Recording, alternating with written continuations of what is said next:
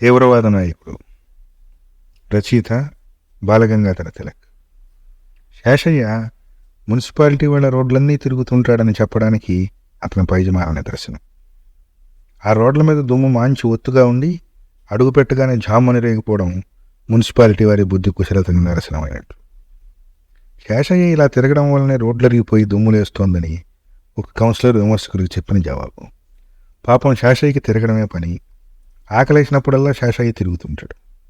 అదేమిటో కానీ రోజు శేషయ్యకి ఆకలేస్తుంది. ఎప్పుడూ కడుపు నిండా తినడానికి వీలు దొరకదు కాబట్టి ఎప్పుడూ ఆకలేస్తూనే ఉంటుంది. అందుకే ఎప్పుడూ తిరుగుతుంటాడు.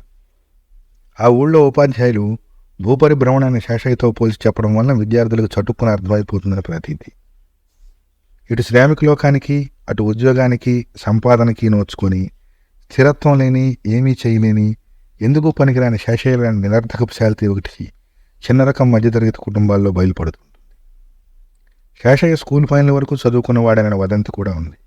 మధ్య మధ్య ఇంగ్లీష్ మాటల్ని ఉద్యోగపరంలో తిక్కన పద్యాలని గబగబా అనేస్తాడని, ఒక్కొక్కసారి నిశ్చితంగా తెలివితేటలను ప్రదర్శిస్తాడని కొందరు చెప్పుకుంటూ ఉంటారు.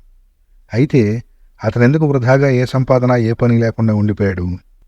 ఈ ప్రశ్నకి దేశంలోని నిరుద్యోగం మీద మనస్తత్వాల మీద కొందరు నిపుణుల్ని కమిటీ కింద వేసి పరిశీలన చేస్తే తప్ప సమాధానం దొరకదు. శేషయ్యకి ఓ విధవ అక్కగారు తల్లిగారు ఉండేవాళ్ళు. ఇతని సంపాదనా చాతుర్యానికి తట్టుకోలేక తల్లి పరలోకానికి చప్పుడు చేయకుండా వెళ్ళిపోయింది. అంతకన్నా గప్చుప్పుగా అక్కగారు ఒకనాటి రాత్రికి రాత్రి ఎవడితోనూ లేచిపోయింది. ఆ రోజున శేషయ్య చాలా విచారంగా ఉన్నాడు. అక్కగారు చేసిన అప్రతిష్ట పనికి కాదు, తను కూడా ఆడద ఇంటే ఎవడైనా లేవ తీసుకుపోను కదా అని. ఇప్పుడు శేషయ్య లోఫర్. ఇదివరకు ఎరుగున్న వాళ్ళు, పార్ట్ స్నేహితులు, దయాహృదయులు ఎప్పుడైనా ఏదనిస్తే తీసుకుంటాడు, తింటాడు, నిద్రపోతాడు.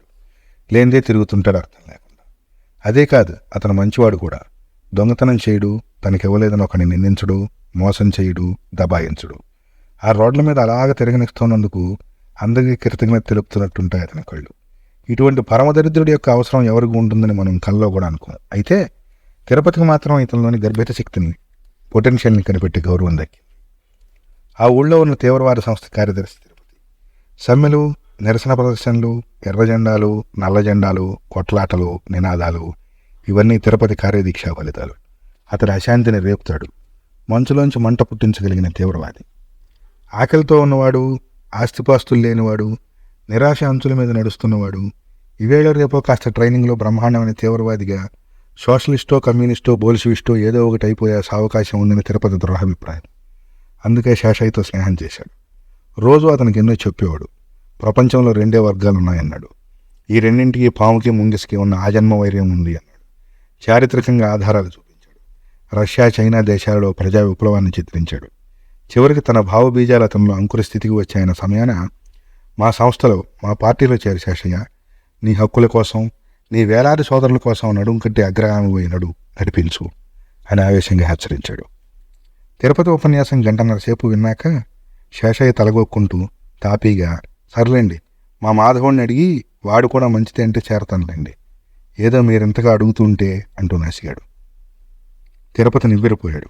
ఒక రాజకీయమైన ఆదర్శం కోసం, దేశం కోసం ఇంతగా తను చెబితే ఇదేదో మొహమాటం అభినయించే శేషయ్యను చూడగానే తిరుపతి జన్మకంతటికీ సరిపోయేటంత నిస్పృహ కలిగింది. అందులోనూ శేషయ్య చెప్పిన మాధవుడు ధనవంతుడు, ఆ ఊళ్ళో కల్లా ధనవంతుడు. తిరుపతి లేచి శేషయ్య మొహం మీద మొహం పెట్టి గట్టిగా కంఠణాలు ఉబ్బేటట్టుగా రియాక్షనరీ, పిటి బూర్జువా అని అరిచి గబగబా వెళ్ళిపోయాడు. ఆ మాటలలోని అర్థమో నిందా ఏమిటో తెలియకపోయినా తిరుపతికి ఎందుకు కోపం వచ్చిందా అని ఆలోచించుకుంటూ ఇంకా తలగొక్కుంటూనే రోడ్డు పట్టాడు. మాధవుడి తండ్రికి ఇన్కమ్ ట్యాక్స్ వాళ్ళ లెక్కల ప్రకారం సాలుకు 50,000 రూపాయలు తక్కువ కాకుండా ఆదాయం. ఇది కాక పన్నులకి, ప్రభుత్వపు కన్నులకి దొరకని ఆదాయం ఎవరికి తోచిన రీతిని వాళ్ళు అంచనా వేస్తుంటారు. ఇంత శ్రీమంతుడైన మాధవుడు శేషయ్య స్నేహితులు ఇవ్వడానికి కారణం వీళ్ళిద్దరూ ఆ ఊరి స్కూల్లో ఫెయిల్ అవుతూ, పాస్ అవుతూ 7-8 కలిసి చదువుకోవడము, కలిసి వేరుశనక్కాయలు, బఠానీలు కొనుక్కు తినడము లాంటి సంఘటనలు. ఇప్పుడు ఇద్దరికీ 25 వయసు దాటినా వారి మధ్యాంతరం బాల్యంలో కన్నా ఎక్కువైనా, ఎప్పుడో కానీ రోడ్డు మీద తప్ప కలుసుకోకపోయినా శేషయ్యకి మాధవుడు అంటే అభిమానము, నమ్మకము కూడా. కారు ఆఫ్ చేసి మాధవుడు పిలుస్తాడు. శేషయ్య ఓ నిమిషం ఆకలిని, బాధల్ని మర్చిపోయి నవ్వుతూ దగ్గరికి వెళతాడు. ఎరా శేషు, బాగున్నావా అంటాడు మాధవుడు. రోడ్ల మీద అలా చక్కర్లు కొడుతున్నా. నీ పనే బాగుందిరా. అదే మా నాన్న డబ్బు ఇవ్వడరా. కొట్లల్లో, కాఫీ హోటల్లో అప్పు 2,000, ఫ్రెండ్స్కి 500-600 ఇవ్వాలి. పెట్రోల్ బంక్ 6 నెలల నుంచి కానీ ఇవ్వలేదు. చిచి, ఆత్మహత్య చేసుకోవాలనిపిస్తోంది.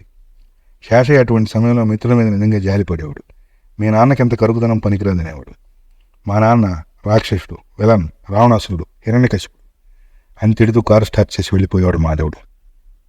4-5 నెలల అనంతరం శిథిల గృహావశేషమైన ఒక గది వంటి దాంట్లో నిద్రిస్తున్న శేషయ్యకి తననెవరో పిలుస్తున్నట్టు అనిపించి కళ్ళు నులుముకుని బయటికి వచ్చాడు. మాధవుడు కారులోంచి అమాంతం దూకి శేషయ్యని కావిలించుకుని శుభవార్తరా శేషు అన్నాడు. శేషయ్య అర్థమైనట్టు నవ్వి ఎప్పుడురా లగ్నం అని అడిగాడు. చిచ్చి పెళ్లి గిళ్ళి కాదు, నా డియర్ ఫాదర్ చచ్చిపోయాడు.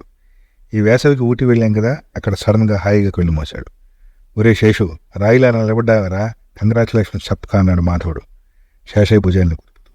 బెదురుగా కంగ్రాచులేషన్స్ అన్నాడు శేషయ్య. ఇంకా పెళ్లి విషయం చూడు బాయ్, నాలాంటి వాడికి పెళ్లి ఆటంకమే కానీ సుఖం లేదు. 4 అమ్మాయిలకు ప్రామిస్ ఇచ్చి వేరువేరుగా లొంగ తీసుకున్నాను. పెళ్ళని తెలిస్తే 4 వచ్చి ఇంటి ముందు సత్యాగ్రహం చేస్తారు. వాళ్ళని ఎలా వదిలించుకోవడం అని బ్రహ్మాండమైన మానసిక పరిశ్రమ చేస్తున్నాను అని ఓసారి ఆగి మాధవుడు మళ్ళీ ఇలా అన్నాడు.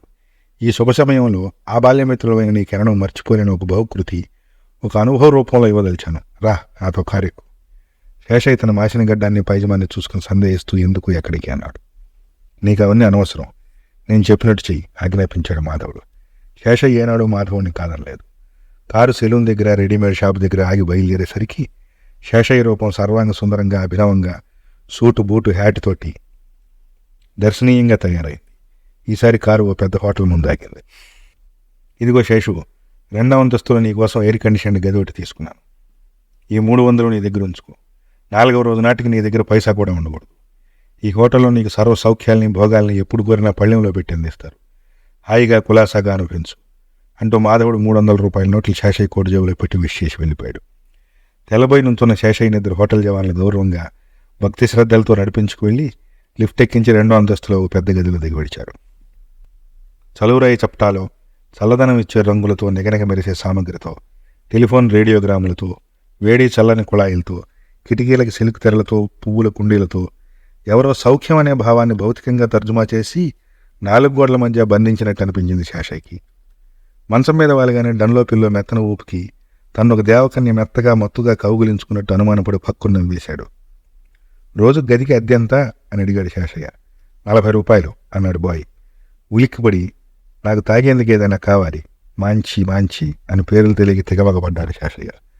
రకరకాల పానీయాలు అతని ముందుకు వచ్చి పడ్డాయి. నాకు తినేందుకు ఏదైనా కావాలన్నాడు శేషయ్య. నానావిధ భక్ష్యాలు అతని ఎదురు సాక్షాత్కరించాయి. అబ్బా, ఒళ్ళు నొప్పులుగా ఉంది, నిద్ర వస్తోందనుకున్నాడు శేషయ్య. ఒక ఓడ్రమంగళి ఒళ్ళు పట్టగా రేడియో నుంచి చక్కన పాట వింటూ కలలకంటూ నిద్రపోయాడు శేషయ్య. సాయంత్రం టాక్సీలో పార్క్కి, ఊరి శివారికి, థియేటర్కి వెళ్ళాడు. ఎక్కడా అతనికి అమితమైన గౌరవం. ఒకచోట జనం గుంపులుగా చేరి గారడీ చూస్తున్నారు. అటువంటి వీధి ప్రదర్శనలు చూడటం బాగా అలవాటైన శేషయ్య కారాపక్కడ దిగాడు. ఎవరు అడిగారు. అయ్యా తమరెవరు, ఎక్కడ ఉంటున్నారు? దేవేంద్ర హోటల్, రూమ్ నెంబర్ 18 అన్నాడు శేషయ్య. అంతే. జనం పాయలుగా వెచ్చిపోయారు. జనం పీతల్లా ముడుచుకుపోయారు. కొందరు సలాం అన్నారు, కొందరు నమస్కరించారు. పక్కనున్న టీ దుకాణం వాడి గబగబా కుర్చీ తీసుకువచ్చి వేశాడు. శేషయ్యకి వెర్రి ఆనందం, గర్వం కలిగాయి. రాత్రి వెన్నెల్లో రూఫ్ గార్డెన్లో భోంచేశాడు. సగం సగం బట్టల్లో ధరించి ఉద్రేకపరిచే నాట్యాన్ని చూస్తూ బీర్ని వైన్ని తాగాడు. తూలుతూ గదిలోకి వచ్చాడు. కాలింగ్ బెల్ నొక్కాడు. చిత్తం అన్నాడు నౌకరు వచ్చి. కావాలి అన్నాడు శేషయ్య. ఏమిటి సార్? వాళ్ళు. ఎవరు సార్? పిల్లలు. కాసేపట్లో కృత్రిమమైన నవ్వుల్ని కురిపిస్తున్న ఒక తైనాతి వచ్చాడు. ఆల్బమ్ ఒకటి తీసి చూపించాడు. ఆశగా ఆపగా అన్ని బొమ్మలు చూసి ఒక బొమ్మ మీద వేలు పెట్టి ఇది అన్నాడు శేషయ్య. 50 రూపాయలు అన్నాడు తైనాతి. ఆల్ రైట్ అన్నాడు శేషయ్య.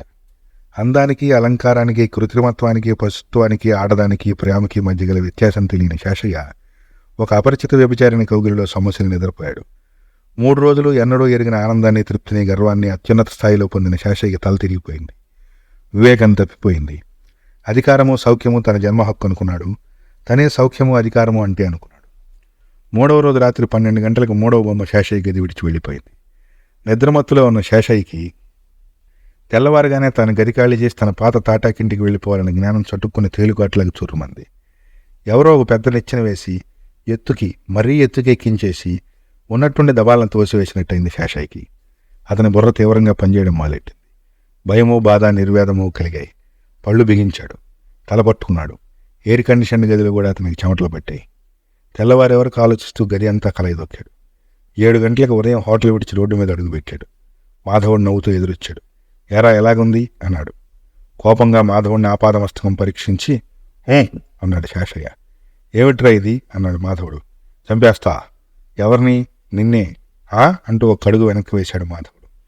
ప్రపంచంలో రెండు వర్గాలు, ధనికులు, పేదలు. వీరి మధ్య ఎన్నడూ ఎడతెగని వైరం. జాగ్రత్త మాధవ. ఇంతమంది దరిద్రుల్ని, నిస్సహాయుల్ని, నీచుల్ని తయారు చేసిన నిన్ను నీలాంటి వాళ్ళని క్షమించేది లేదు. నువ్వంటే నాకు పీకదాకా ద్వేషం, అసహ్యం అంటూ గబగబా వెళ్ళిపాడు శేషయ్య. మాధవుడు తెల్లబోయి నుంచున్నాడు. మాధవుడిని చూసి ప్రత్యుత్థానం చేసేందుకు వచ్చిన హోటల్ మేనేజర్ శిలాసదృశుడైపోయాడు. శేషయ్య తిన్నగా తీవ్రవాద సంస్థ కార్యాలయానికి వెళ్ళాడు. అక్కడ కుర్రవాడిని జుట్టు పట్టుకుని ఊపుతూ, ఏడి తిరుపతి ఎక్కడా అని గర్జించాడు. కుర్రాడు భయపడి ఒక గది చూపించాడు. శేషయ్య విసురుగా వెళ్ళి, తిరుపతి, నీ సంస్థలో చేరాను, పేరు రాసుకో అన్నాడు. తిరుపతి గుడ్లప్పగించి చూస్తున్నాడు. శేషయ్య పిడికిలు బిగించి గాలిలో ఊపాడు. ఈ ధనిక వర్గాన్ని నాశనం చేయడమే నా జీవితాశయం. నల్లుల్లాగా నలిపేస్తా. విప్లవం నా ధ్యేయం, హింస నా సాధనం, ద్వేషం నా రక్తం అని అరిచాడు.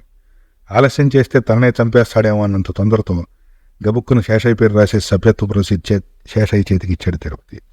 ఇప్పుడు నేనేం చేయాలి అడిగాడు శేషయ్య. సాయంత్రం మీటింగ్, అక్కడికి రా అన్నాడు తిరుపతి. మీటింగ్లో శేషయ్య ఉపన్యాసం విన్న వాళ్ళు ఒళ్ళు జలధరించి కంగారు పడిపోయాడు. అతనేం చెప్పాడో సరిగ్గా ఎవరికి తెలియదు కానీ చూపులు, మంటలు, శ్మశానాలు, గద్దలు, రక్తము మొదలైన భయంకరమైన మాటలు చాలా చాలా వినిపించి చాలామంది చప్పట్లు కొట్టారు. నాటి నుంచి ఎక్కడ చూసినా శేషయ్య. పోస్టర్లు అంటిస్తూ శేషయ్య, మీటింగుల్లో శేషయ్య, సమ్మెలలో శేషయ్య. ఓసారి ఎవడో ధనవంతుడితో మాట్లాడినందుకు ఓ సభ్యుడిని లెంపకాయ కొట్టాడు శేషయ్య. ఇంకోసారి ఓ సినిమా తారబొమ్మను జేబులో దాచుకున్నందుకు ఒక యువకుని వాళ్ళ సంస్థ కార్యాలయం గదిలో పైవాసానికి తాడుకట్టి రాత్రంతా వేలాడదీశాడు శేషయ్య. శేషయ్య కఠినంగా అయిపోయాడు. నిరంతర ధనిక ద్వేషం ఒక మహావ్రతం కింద కొనసాగిస్తున్నాడు.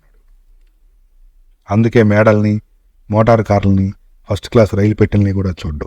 గట్టిగా కళ్ళు మూసేసుకుంటాడు. అందము, ఆనందము, కళలు ఈ మూడు తీరిక గల ధనవంతులకే కాబట్టి వాడి ప్రసక్తి కూడా రానివ్వడు. ఎప్పుడూ కొరకొరలాడుతూ నడుస్తున్న కొరకంచులా ఉంటాడు. శేషయ్య ముందు తిరుపతి నీరసించిపోయి తక్కువ రకపు సంస్కరణవాదిలా అందరికీ కనిపించాడు. శేషయ్య చుట్టుపక్కల గ్రామాలన్నింటికీ ప్రధానుడైపోయాడు. కొన్నాళ్లకి జిల్లా అంతటికీ ఏకైక తీవ్రవాద నాయకుడిగా గుర్తించబడ్డాడు. శేషయ్య కళ్ళల్లో ద్వేషం స్పిరిట్లా నీలంగా మండుతూ ఉంటుందని, ఇప్పటికీ అతనికి రాత్రుళ్ళు కళల్లోకి హోటల్లో 3 రోజులు 3 బొమ్మలు వచ్చి ఉలిక్కి పడుతుంటాడని మాధవుడు అందరితోనూ అంటూ ఉంటాడుట. భారతి, ఏప్రిల్ 1963.